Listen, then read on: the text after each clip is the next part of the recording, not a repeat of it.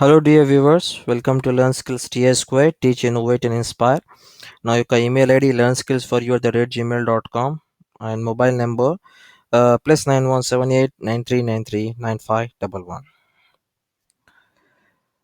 ఈ వీడియోలో వచ్చేసి నెట్వర్క్స్ ఇంట్రొడక్షన్ గురించి చెప్పడం జరిగిందండి. 3 పార్ట్స్గా డివైడ్ చేశాను. Part 1, part 2 and part 3.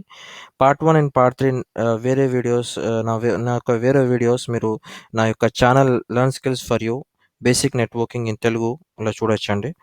నా యొక్క ఛానల్కి వెళ్ళాలనుకున్నప్పుడు మీకు బ్రౌజర్ ఓపెన్ చేసి www.google.com టైప్ చేసిన తర్వాత గూగుల్ సెర్చ్ బాక్స్లో YouTube learn skills for you basic networking in తెలుగుని టైప్ చేస్తే నా యొక్క వేరే వీడియోస్ కూడా మీరు చూడగలుగుతారు.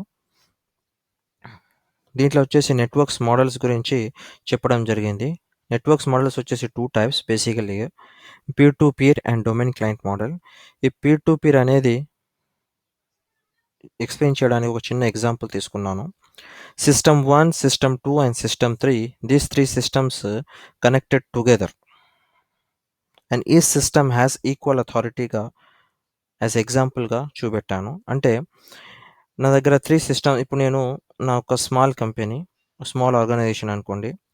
నా స్మాల్ ఆర్గనైజేషన్లో ఒక 10 సిస్టమ్స్ ఉన్నాయనుకోండి. ఆ 10 సిస్టమ్స్ ఇంటర్ కనెక్ట్ చేసిన తర్వాత షేరింగ్ జస్ట్ షేరింగ్ ఉండాలి. షేరింగ్ ద రిసోర్స్ కావాలి. అంతే తప్ప నాకు వచ్చేసి సపరేట్ సెంట్రలైజ్డ్ డేటా అడ్మినిస్ట్రేషన్ అవసరం లేదు.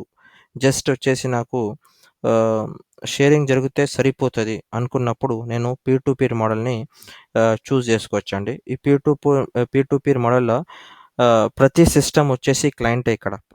ఎందుకంటే సపరేట్ సిస్టమ్ సర్వర్గా ట్రీట్ చేసే అవకాశం లేదు ఇక్కడ. ఎందుకు అంటే ఆ సర్వీస్ ఏ సిస్టంలో ఇన్స్టాల్ చేయలేదు. ఎందుకు చేయలేదంటే నా యొక్క రిక్వైర్మెంట్ అలా ఉన్నది. నాది చిన్న ఆర్గనైజేషన్. నా ఆర్గనైజేషన్లో షేరింగ్ ఉంటే సరిపోతుంది.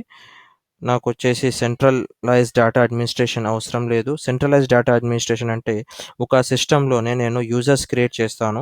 ఒకటే సిస్టంలో నేను యూజర్స్ క్రియేట్ చేస్తాను, పాలసీస్ క్రియేట్ చేస్తాను, రిస్ట్రిక్షన్స్ క్రియేట్ చేస్తాను, సెక్యూరిటీ క్రియేట్ చేస్తాను. Just by using one system I can maintain the remaining systems. That is nothing but centralised data administration. అది మీ రిక్వైర్మెంట్ ఉంటుంది. మీ యొక్క కంపెనీ రిక్వైర్మెంట్ని బట్టి మీరు పీర్ టు పీర్ మోడల్ని ఎంచుకోవాలా, డొమైన్ క్లయింట్ మోడల్ ఎంచుకోవాలా. పీర్ టు పీర్ మోడల్లో వచ్చేసి మీరు సపరేట్ సర్వీసెస్ ఇన్స్టాల్ చేయడం అవసరం లేదు. జస్ట్ సిస్టమ్స్ని ఇంటర్ కనెక్ట్ చేసి షేరింగ్ ప్రాసెస్ ఎనేబుల్ చేస్తే సరిపోతుందండి. నెక్స్ట్ వచ్చేసి డొమైన్ క్లయింట్ మోడల్. ఈ డొమైన్ క్లయింట్ మోడల్ వచ్చేసి దీన్ని సర్వర్ క్లయింట్ మోడల్ కూడా చెప్తాను.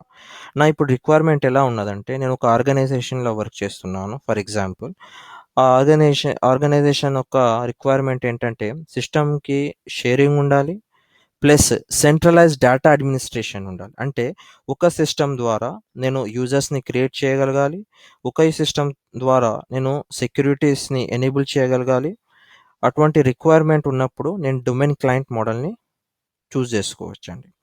ఈ డొమైన్ క్లయింట్ మోడల్ చూస్ చేసుకున్నప్పుడు ఒక సిస్టమ్కి సుపీరియర్ అథారిటీ ఉంటుంది. ఏ సిస్టమ్కి ఉండొచ్చు? అది సిస్టమ్ 1, సిస్టమ్ 2, సిస్టమ్ 3. ఏ సిస్టమ్ అంటే మళ్ళీ ఇక్కడ వచ్చేసి అది మీ పైన డిపెండ్ ఉంటుంది. అన్నీ వచ్చేసి hardware requirement system 1, system 2, system 3 same ఉన్నాయి. హార్డ్వేర్ పరంగా చూస్తే same RAM, same processor, same hard disk, same capacity hard disk ఉన్నాయి. అంటే మంచి హార్డ్వేర్ కాన్ఫిగరేషన్ ఉన్నదే మీరు సర్వర్ చేయాలనుకున్నప్పుడు దాంతో పాటు అంటే 3 సిస్టమ్స్ వచ్చేసి ఏంటి సర్వర్ హార్డ్వేర్ పరంగా 3 కూడా సేమ్ ఉన్నాయి. మరి ఏ సిస్టమ్కి చేయాలి అనేది పాయింట్ ఇక్కడ. అప్పుడు వచ్చేసి ఏంటంటే మీ యొక్క సిస్టమ్ని చూస్ చేసుకొని దాంట్లో సర్వీసెస్ని ఎనేబుల్ చేయాల్సి వస్తుంది. సర్వీసెస్ని ఎలా ఎనేబుల్ చేయాలి అంటే స్టార్ట్, రన్, సిఎండి యాజ్ ఎగ్జాంపుల్గా చెప్తున్నాను అండి. జస్ట్ ఇది స్టార్ట్, రన్, సిఎండి. ఆ సిఎండిలో వెళ్ళి డిసి ప్రమో అని టైప్ చేస్తే, డొమైన్ కంట్రోలర్ ప్రమోషన్ అని టైప్ చేస్తే ఆ పర్టిక్యులర్ సిస్టంలో ఆ సర్వీసెస్ లోడ్ అయితే సర్వర్కి కావాల్సిన సర్వీసెస్ లోడ్ అయిన తర్వాత ఆ సర్వర్కి సుపీరియారిటీ లెవెల్ వచ్చేస్తుంది. ఆ సుపీరియారిటీ లెవెల్ వచ్చిన తర్వాత మిగిలిన సిస్టమ్స్ని మెయింటైన్ చేయగలగడం, మిగిలిన సిస్టమ్స్ని సెక్యూరిటీ పరంగా మెయింటైన్ చేయగలగడం పర్టిక్యులర్ సిస్టంలో ఎనేబుల్ అవుతుందండి.